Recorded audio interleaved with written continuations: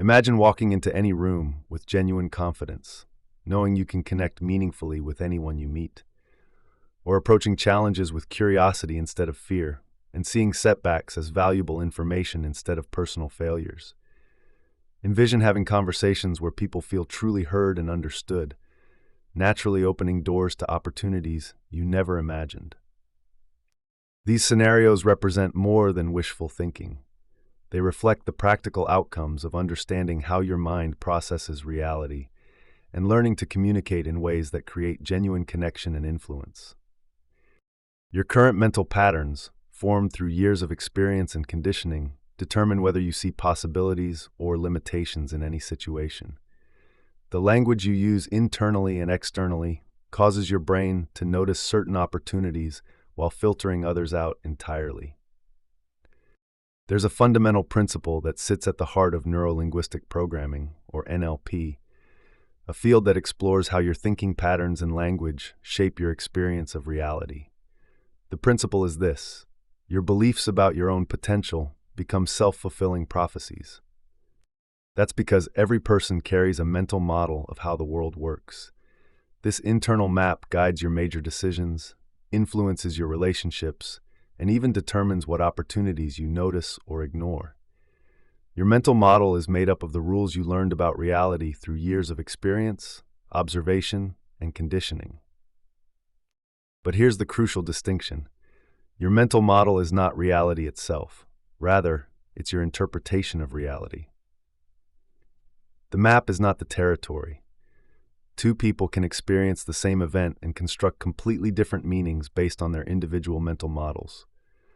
One person might see a job rejection as proof they are not qualified, while another views it as a gentle redirection toward a better opportunity. Mental models operate largely below your conscious awareness, but they control enormous aspects of your life. They determine whether you believe people are generally trustworthy or suspicious, whether or not you see yourself as capable of learning new skills, and whether you approach relationships with openness or defensiveness. They influence your career choices, your parenting style, and your response to unexpected challenges. Many of your core beliefs formed during childhood when you had limited information and immature reasoning skills. The rules you learned about reality during those early years continue operating in your adult life, even when they no longer serve you. You might still carry beliefs that began with isolated childhood experiences, like, "I am not smart enough," or "people will leave if they really know me." NLP recognizes that your nervous system processes information through specific patterns, and these patterns directly influence your emotions, behaviors, and results. We can say that language you use, both internally and externally, programs your brain to notice certain possibilities while filtering others out. When you consistently think and speak in limiting ways, you create mental barriers that feel absolutely real. The first step toward transformation is recognizing that your current mental model represents just one possible way of viewing the world. Your beliefs about what you can achieve, how relationships work, and what you deserve in life are not immutable truths. They are learned patterns that can be examined, questioned, and updated. Your brain remains remarkably plastic throughout your entire life. Neural pathways strengthen with repetition and weaken with disuse. This means you can literally rewire your thinking patterns by consistently choosing more empowering interpretations of events. Because the mental models you hold shape your reality, it's essential to identify the specific limiting beliefs that may be holding you back. The challenge is that these beliefs often masquerade as facts, which make them particularly difficult to recognize and challenge. Limiting beliefs typically fall into three categories: beliefs about yourself, beliefs about others, and beliefs about the world. Each category creates its own set of invisible barriers that can constrain your choices and actions. Self-limiting beliefs sound like permanent statements about your identity or capabilities. For instance, "I am not good at math," "I always mess up in relationships," or "I don't have what it takes to be successful." These beliefs feel true because your brain has collected evidence to support them over time, filtering out contradictory information that might challenge the pattern. Beliefs about others can create relationship barriers and missed opportunities. You might believe that people can't be trusted, everyone is just looking out for themselves, or successful people got lucky or had unfair advantages. These assumptions cause you to approach interactions with suspicion or resentment, often creating the very outcomes you fear. As for world-limiting beliefs, these establish rules about how life works.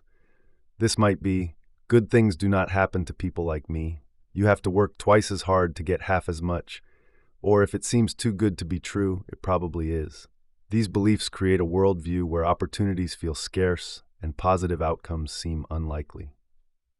Your limiting beliefs reveal themselves through your internal dialogue, especially during challenging situations. To understand your own, start by noticing the automatic thoughts that pop up when you consider pursuing a goal, starting a relationship, or taking a calculated risk. These spontaneous reactions often expose the rules your mental model uses to keep you safe from perceived threats. Pay attention to words like always, never, and impossible, because these absolute statements suggest rigid thinking patterns that leave little room for growth or change. There are physical sensations that signal limiting beliefs in action too. When you think about a particular opportunity or challenge, do you feel tightness in your chest, tension in your shoulders, or a sinking feeling in your stomach? Your body often recognizes limiting beliefs even before your conscious mind catches up. To begin shifting these beliefs, start by developing a curiosity mindset toward them. When you notice a limiting thought, ask yourself how the belief serves you or what it might protect you from. Often, you'll discover that beliefs you assumed were facts are actually outdated interpretations that no longer fit your current reality.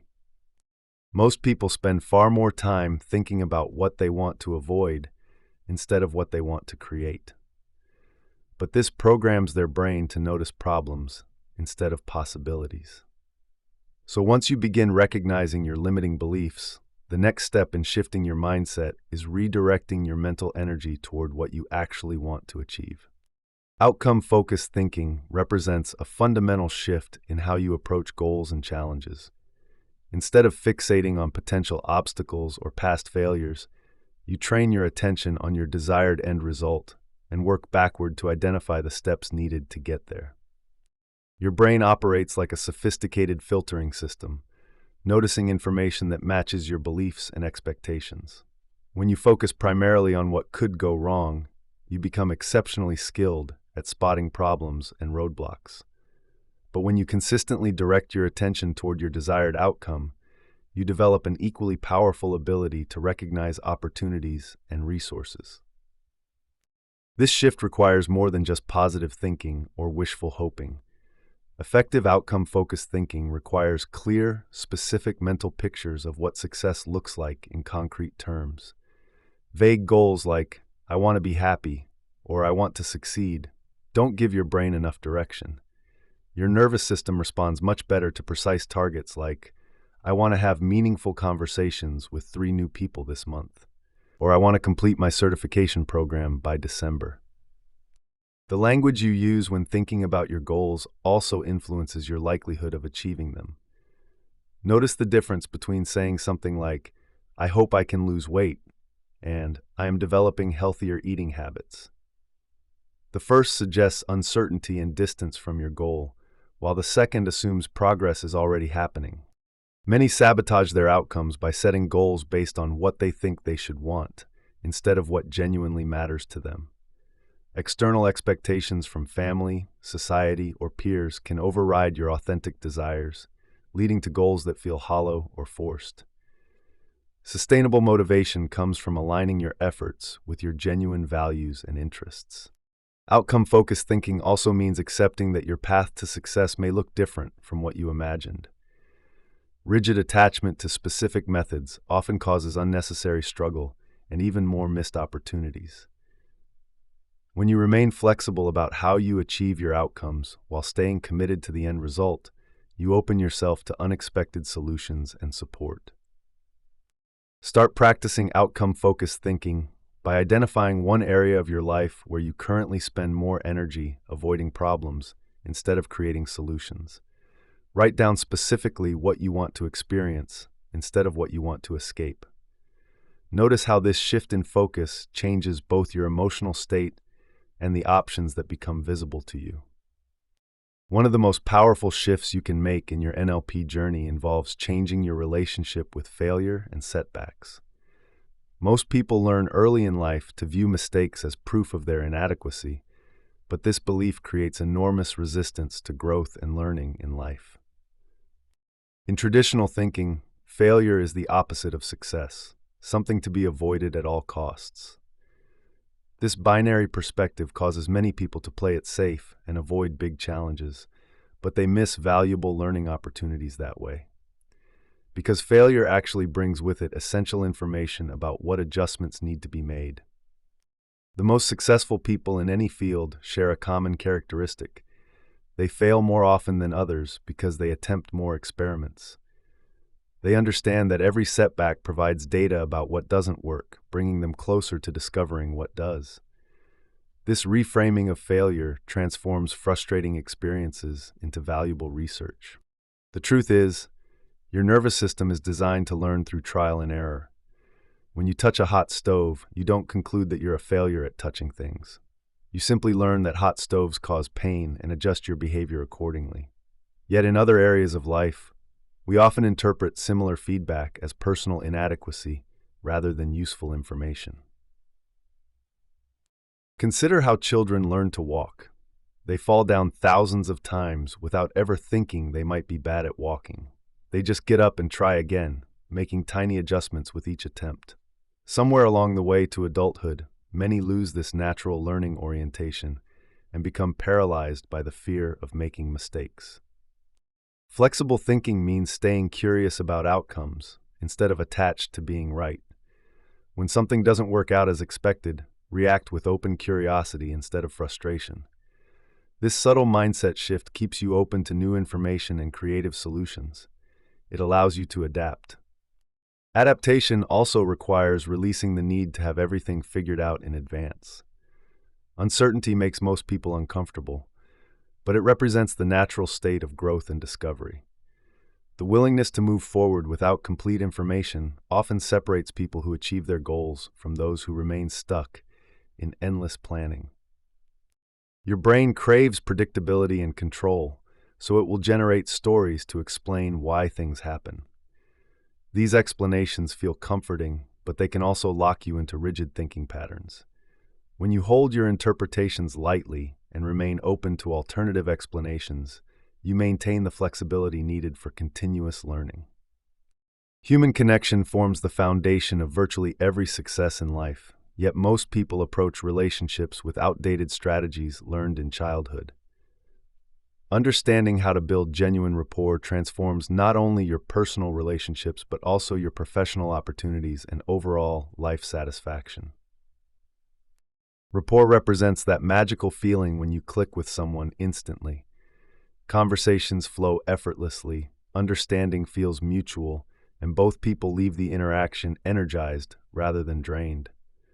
While rapport sometimes happens naturally, you can learn to create it intentionally through specific communication practices.